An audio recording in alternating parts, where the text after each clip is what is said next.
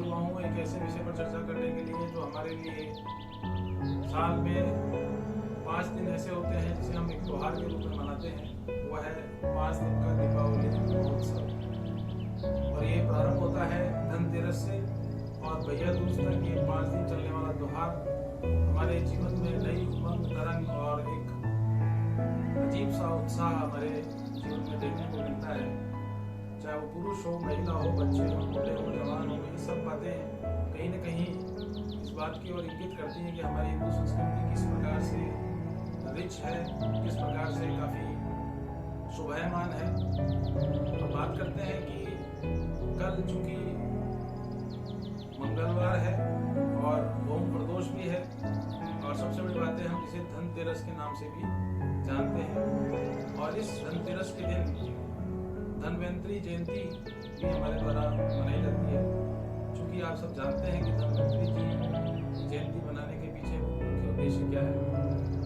देखिए, हमारे जितने भी त्योहार मनाए जाते हैं वो निश्चित रूप से कहीं ना कहीं एक वैज्ञानिक रहस्य भी छुपे हुए होते हैं।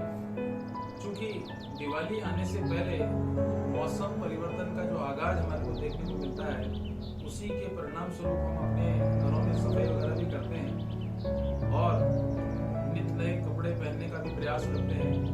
और सबसे बड़ी बात यह है कि हमारे इस त्योहार के आने से हमारे जीवन में एक नई ऊर्जा का संबंध देखने को मिलता है। जहाँ तक सवाल है धनतेरस का या भूम प्रदोष का अथवा धन्वंतरी जयंती का, तो इस दिन चूंकि भद्रा जो रहेगी वो शाम के लगभग 7:37 तक रहेगी। चूंकि भद्रा का हमारे ज्योतिष के अंतर्गत किसी भी खरीदारी को करने को लेकर या किसी प्रकार की पूजा को लेकर कहीं कोई अड़चन नहीं बताई गई है। मगर भद्रा रहित अगर हम कोई भी कार्य करते हैं तो निश्चित मान के चलिए कि उसके लाभान्वित होने की जो बातें हैं वो हमारे को देखने को मिल सकती है। तो कल आप चूंकि धनतेरस है, ओम प्रदोष भी है, तो दोनों ही बातों को ध्यान में रखते हुए दीपदान करने का उचित समय शाम को 7:40 से ऑनवर्ड है। और चूंकि हम धनतेरस के दिन अगर कोई परचेजिंग करना चाहते हैं या खरीदारी करना चाहते हैं तो 11 से 1 का जो समय है वो काफ़ी उचित है। चूंकि कई प्रकार की किंवदंतियां हैं हमारे हिंदू संस्कृति में धनतेरस के लेकर। वास्तविकता ये है कि अगर इस दिन हमारे द्वारा कोई बर्तन, चांदी का कोई भी आइटम, सोने से संबंधित कोई ज्वेलरी, नवीन वस्त्र या आभूषण अगर हमारे द्वारा परचेज किया जाता है तो ऐसा कहा जाता है कि भाई साल भर हम इन सभी चीज़ों से परिपूर्ण रहते हैं। मगर वास्तविकता ये है कि अगर हम इस धनतेरस को दीपदान करके अगर इसका निर्वहन करें तो उसका लाभ हमें देखने को मिलेगा। शाम के टाइम पर आप 5 मुखी यानी कि एक बहुत बड़ा सा दीपक ले लें और उसमें सरसों का तेल डालकर 5 बत्तियां लगा लें और अपने घर के मुख्य द्वार के दाईं हाथ पे यानी राइट हैंड साइड में अगर आप उसको जलाकर रखते हैं तो जहाँ एक और ऐसा करने से बाहर की नेगेटिव एनर्जी आपके मकान में नहीं आएगी, वहीं दूसरी ओर आपके घर में एक खुशी का और पॉजिटिव माहौल आपको देखने को मिलेगा। कल का जो दिन है वो आप लोगों के लिए अच्छा रहे, बेहतरीन रहे, इसकी मैं आपको मंगल कामना और शुभकामनाएं देता हूँ। परंतु ये भी आपको याद देना चाहता हूँ कि कल का दिन चूँकि धन्वंतरी जयंती का दिन भी है, तो इस दिन हमारे द्वारा चाहिए कि गौशाला में जाके गाय को हरा चारा खिलाया जाए। और सबसे बड़ी बात यह है कि हमारी ऊर्जा का संवहन करने का जो स्तर है वो सूर्य से जोड़ा जाता है। तो सूर्य को अगर जल हमारे द्वारा प्रतिदिन चढ़ाया जाए और ये काम अगर आप कल से ही प्रारंभ कर देते हैं तो ये निश्चित मान के चलिए कि आपके शरीर को निरोगी बनाने में इस प्रकार की गतिविधि आपके लिए काफ़ी लाभदायक होने वाली है। ये तो बात की थी मैंने 2 नवंबर 2021 दिन मंगलवार को ये हमारा धनतेरस, ओम प्रदोष और धन्वंतरी जयंती के रूप में मनाया जाएगा। और दूसरा अब बात करते हैं दूसरे दिन की, वो है आपका 3 नवंबर 2021 दिन है बुधवार। हम जिसे छोटी दिवाली के नाम से भी जानते हैं, महाशिवरात्रि के रूप में भी इसे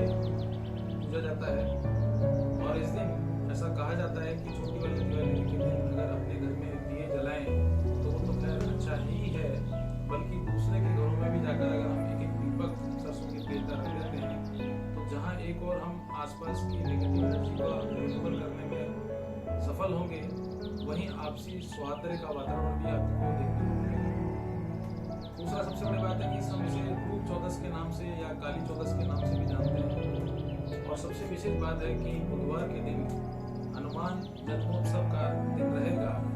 तो इस दिन सबसे बड़ी बात यह है कि आपको सूर्योदय होने के बाद सबसे पहला काम तो ये करना है कि हनुमान जन्मोत्सव के उपलक्ष्य में आपको हनुमान जी के मंदिर में जाकर एक फूल की माला, एक नारियल, 2 लड्डू और एक हनुमान जी का पान का पीड़ा बना हुआ, जिसे हम बालाजी का पान के नाम से भी जानते हैं, हनुमान जी के मंदिर में चढ़ाना है। दूसरा, हनुमान चालीसा के लगभग 11 पाठ करने से जहां हम एक और हनुमान जयंती या हनुमान जन्मोत्सव को बनाने में खुशी का अनुसरण करेंगे, बल्कि साथ ही हनुमान जी की पूजा करने से हमारे आने वाले जो कष्ट हैं उनको भी हम आसानी से खत्म कर पाएंगे। चूंकि काली चौदस या रूप चौदस के नाम से भी हम छोटी दिवाली को मानते हैं, तो इस दिन अगर हम अपने शारीरिक संरचना को ध्यान में रखते हुए अपने किसी इस प्रकार का कार्य करें जिससे कि हमारी शारीरिक सौष्ठवता बनी रहे, शरीर निरोगी बना रहे, उसके लिए जरूरी है कि आप एक नियम जरूर बना लें कि सूर्य को प्रतिदिन जल चढ़ाएं और प्रतिदिन शिव जी को जल भी अवश्य रूप से चढ़ाएंगे। तो आपको आने वाले समय में तो इसका लाभ मिलेगा ही मिलेगा, बल्कि छोटी दिवाली के दिन हमारे द्वारा किया गया ये उपाय निश्चित रूप से काफी सार्थक सिद्ध होगा। और अगर आप बुधवार के दिन, छोटी दिवाली के दिन अगर खरीदारी करना चाहते हैं तो उसके लिए सुबह 8 बजे से लेके दिन में लगभग 12 बजे तक का शाम समय वो काफी अच्छा रहने वाला है। उस समय पर परचेजिंग करने से जहां एक और आपको आनंद की अनुभूति होगी, वहीं दूसरी ओर आने वाले दिनों के लिए भी आपको आर्थिक संपन्नता देखने को मिल सकती है। और अगर आप शाम के समय या रात्रिकालीन में अगर आप कोई परचेजिंग करना चाहते हैं तो आपके लिए शाम को 6 बजे से लेके और लगभग 8:20 तक का समय काफी उचित रहेगा। और इसी दौरान अगर हम हनुमान जी की पूजा भी करेंगे तो आप ये निश्चित मान के चलिए कि ये 5 दिनों का त्योहार आपके लिए काफी आनंददायक और फलदायक रहेगा। अब बात करते हैं निश्चित रूप से उस दिन की जिसकी सभी लोगों को आशा है कि ये आपका अच्छी तरीके से बने, क्योंकि पिछले 2 साल के जो दिवाली का त्योहार रहा वो काफी निराशाजनक था और बाजार की स्थिति भी काफी नरम रही थी। और हमारे और आप लोगों के बीच में जिस प्रकार का एक भय, चिंता और आक्रांता की जैसी स्थिति पैदा हो गई थी, आज इस बार की जो दिवाली मनाई जाएगी वो निश्चित रूप से आपके लिए काफी आने वाले समय के लिए काफी लाभान्वित करने वाली होगी। क्योंकि हमारे शास्त्रों में एक बात बोली गई है कि दिवाली के दिन अगर हम सही समय पर सही मुहूर्त के साथ अगर पूजा करते हैं तो उसका फल जो है हमें काफी आने वाले 1 साल तक देखने को मिलता है। देखिए, कई सारे मुहूर्त हैं 4 नवंबर को दिवाली पूजन करने की। अगर आप घर में दिवाली की पूजन कर रहे हैं या लक्ष्मी जी का पूजन कर रहे हैं तो आपको 2 बातें विशेष रूप से ध्यान रखनी है। एक तो ये कि दिवाली के दिन आप अपने पितरों की पूजा अवश्य रूप से करें, क्योंकि उस दिन अमावस्या भी रहेगी और चूंकि जब तक कि आपको पितरों का आशीर्वाद नहीं मिले तब तक हम आगे जीवन में सफल भी नहीं हो सकते हैं। तो सुबह आप 10 बजे तक या लगभग 12 बजे तक पितरों से संबंधित पूजा अपने घर में संपन्न करें। और दूसरी बात ये कि दिवाली के दिन पूरा ही दिन लगभग शुभ रहने वाला है, क्योंकि अब की बात का जो योग बन रहा है वो एक तो दिन बृहस्पतिवार पड़ेगा। और सबसे बड़ी बात देखने को ये मिलेगी कि इस दिन आपके द्वारा किया गया कोई भी कार्य जहां आपके घर में सुख और निरोगी जैसी स्थिति उत्पन्न करेगा, वहीं आपको आनंद की अनुभूति भी कराएगा। देखिए, सबसे बड़ी बात है कि अगर सुबह अगर आप अपने व्यवसायिक स्थल पर या अपने नौकरी वाले स्थान पर अथवा अपने घर पर अगर लक्ष्मी जी की पूजा करने जा रहे हैं तो सुबह का जो चौगड़िया है या सुबह का जो मुहूर्त है वो है, शुभ का जो चौगड़िया है वो सुबह 6:42 से लेके 8:04 तक रहेगा। और चर लाभ और अमृत का जो चौगड़िया है वो प्रातः 10:48 से लेके और 2:53 तक रहेगा। और शुभ का जो चौगड़िया है वो शाम को 4:05 से लेके 5:37 तक रहेगा। और जहां तक सवाल है अभिजीत मुहूर्त का, तो 11:51 से लेके और 12:30 बजे तक का टाइम अभिजीत मुहूर्त रहेगा। कहने का तात्पर्य ये है कि जो व्यक्ति सुबह पूजा करते हैं लक्ष्मी जी की या लक्ष्मी जी की पूजा करना चाहते हैं तो आप इन समय में कभी भी आप अपनी पूजा संपन्न करा सकते हैं या कर सकते हैं। हालांकि जो सर्वश्रेष्ठ समय है ज्योतिष के मतानुसार वो ये है कि प्रदोष काल जो है वो शाम को 5:38 से लेके और 8:15 तक रहेगा। तो ये एक सर्वश्रेष्ठ समय है जो कि शास्त्रोक्त यह भी कि प्रदोष काल में अगर लक्ष्मी जी की पूजा की जाती है तो उसके चिर अनंत तक लाभ प्राप्त होते रहते हैं।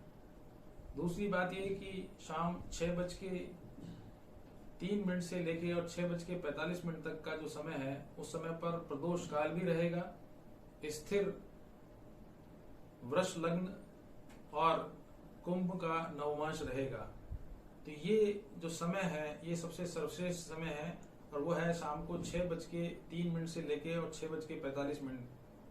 चूंकि हम ऐसा कहते भी हैं और वास्तविकता भी है कि अगर स्थिर लग्न में लक्ष्मी जी की पूजा करते हैं तो हमारे घर में लक्ष्मी का जो निवास है वो स्थायी रूप से रहता है।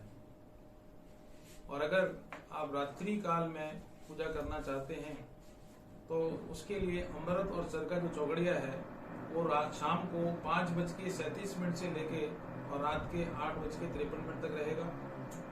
और लाभ का जो चौगड़िया है वो मध्य रात्रि 12:09 से लेके 1:47 तक रहने वाला है। और शुभ और अमृत का जो चौगड़िया है वो अंधेर रात्रि यानी कि 12:50 से लेके और 6:42 तक रहेगा। तो जहां तक सवाल है रात्रि के श्रेष्ठ मुहूर्त का, तो रात्रि का जो श्रेष्ठ लग्न है वो वृष लग्न साय 6:20 से लेके और 8:17 तक का है। और अगर आप सिंह लग्न में लक्ष्मी जी की पूजा करना चाहते हैं तो वो रात्रि 12:50 से लेके और 3:06 तक रहेगा। तो एक कहने का तात्पर्य यह हुआ कि अगर आप सुबह पूजा करना चाहते हैं तो उसका मैंने आपको समय बताया, और अगर आप शाम को, चूंकि प्रदोष काल को श्रेष्ठ काल माना जाता है, ऐसी स्थिति में वो समय भी मैंने आपको बताया। और अगर आप शांति से और बिना किसी निर्विघ्न होते हुए अगर पूजा करना चाहते हैं तो रात्रि के जो वृष लग्न का या फिर सिंह लग्न का जो मुहूर्त मैंने आपको बताया आप उसमें भी पूजा कर सकते हैं।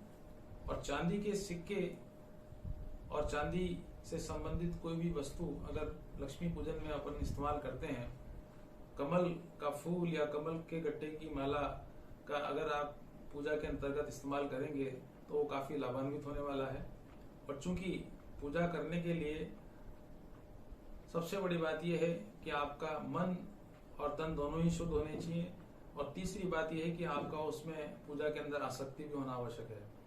चूंकि मुहूर्त किसी भी घटना को अंजाम देने के लिए सर्वश्रेष्ठ समय माना जाता है, इसीलिए हम लोग मुहूर्त के ऊपर विचार करते हैं। तो आप 4 तारीख के दिन जो भी मैंने आपको मुहूर्त और समय बताए उस पर पूजा करेंगे तो निश्चित रूप से आप पर लक्ष्मी की कृपा बनी रहेगी। अब बात करते हैं दिन शुक्रवार यानी कि 5 नवंबर 2021 को। तो उस दिन गोवर्धन जी की पूजा का दिन माना जाता है और अन्नकूट भी हमारे द्वारा आयोजित किया जाता है, और कई जगह पर गौ क्रीड़ा के नाम से भी इसे दिवस के रूप में मनाया जाता है। कहने का तात्पर्य यह हुआ कि इस दिन को कहीं न कहीं कृष्ण के अवतार या कृष्ण से संबंधित जो गतिविधियां हैं उनको परिदर्शित करने के लिए, और दूसरी बात ये कि हमारे हिंदू संस्कृति में गाय की पूजन या गाय के गोबर से बनी हुई कोई भी पूजा पाठ निश्चित रूप से हमारे घर को शुद्ध बनाने में तो सहायक है ही, और गोवर्धन जी की पूजा करने से एक किंवदंती भी सफल होती हुई देखी जाती है कि इस दिन अगर हमारे द्वारा पूजा पाठ की जाती है तो निश्चित मान के चलिए कि उसका घर में निरोगी होने में, घर के जो छोटे सदस्य यानी हम जिन्हें बच्चे बोलते हैं, उनका शारीरिक और मानसिक विकास करने में भी इस पूजा का काफी बड़ा योगदान है। जहाँ तक सवाल है इसकी पूजन के समय का, तो सुबह 8:02 से लेके और 10:30 तक आप गोवर्धन जी की पूजा कर सकते हैं।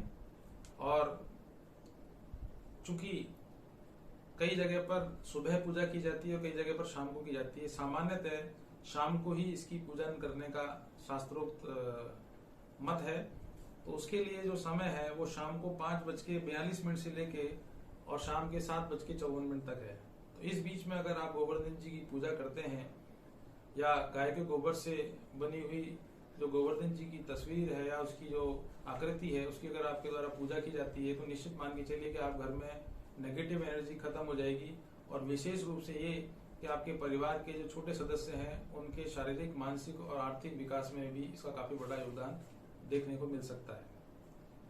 देखिए, बात करते हैं 6 नवंबर 2021 यानी कि दिन है आपका शनिवार। इस दिन हमारे हिंदू संस्कृति के हिसाब से इसे भैया दूज का नाम दिया जाता है और कई जगह पर इसे यम द्वितीया के नाम से भी जाना जाता है। इस दिन सामान्यतः महिलाएं अपने भाइयों को ध्यान में रखकर भैया दूज की पूजा करते हैं। उस दिन भाई बहन आपस में जिस प्रकार से हम राखी का त्योहार मनाते हैं, ठीक वैसे ही भैया दूज का त्योहार भी काफी महत्वपूर्ण है। खासतौर पर भाई बहन के जो रिलेशन है या रिलेशंस हैं उनमें प्रगाढ़ता लाने के लिए इस त्योहार का आयोजन किया जाता है। और इसके लिए जो शुभ समय है वो दिन में 12:56 से लेके और 4:18 तक का जो समय है वो शुभ रहेगा, या फिर सुबह 6:54 से लेके और 8:52 तक का समय भी भैया दूज की अंतर्गत जो पूजा संपन्न की जाती है उसके लिए श्रेष्ठ समय माना गया है। मैंने इन 5 दिनों का जो त्योहार जिसे हम दिवाली का उत्सव बोलते हैं के बारे में आपके सामने चर्चा करी और उसके बारे में किन किन समय पर हमारे द्वारा इनकी पूजा संपन्न की जानी चाहिए और इसमें हमें क्या क्या करना चाहिए पर मैंने आपके सामने प्रकाश डाला।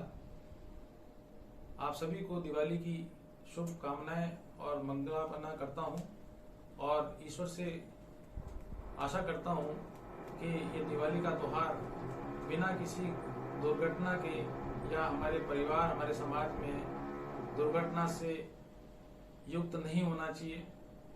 पटाखे और अन्य प्रकार का कोई भी आयोजन प्रयोजन हमारे द्वारा किया जाता है तो उसमें सावधानी बरतना आवश्यक है। चूंकि ये दिवाली का जो त्योहार है वो जिस समय पर जिस घटी पल में होगा वो निश्चित रूप से हमारे देश की संस्कृति, समाज और हमारी आर्थिक विकास की गति को काफी ऊंचाइयों तक लेके जाने वाला है। आज के लिए इतना ही। नमस्कार। राम सिया राम जय जय